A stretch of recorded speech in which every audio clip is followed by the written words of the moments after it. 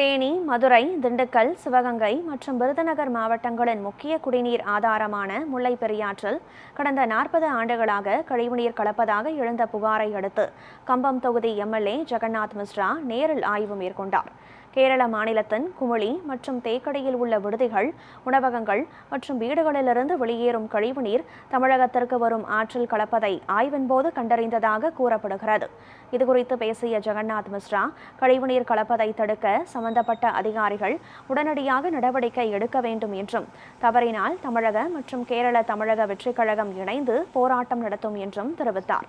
மேலும் அலட்சியம் காட்டிய அதிகாரிகள் மீது கடுமையான நடவடிக்கை எடுக்க வேண்டும் என்றும் அவர் வலியுறுத்தினார்.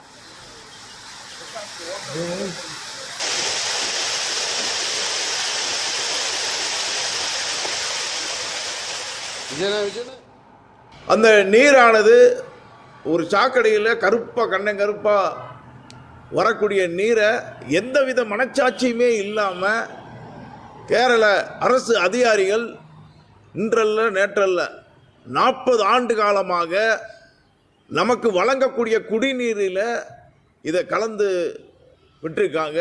இதை உடனடியாக நீங்கள் கேரள அரசு தமிழக அரசு கேட்டிருக்கு, உடனடியாக நீங்கள் இதை நிறுத்த வேண்டும்.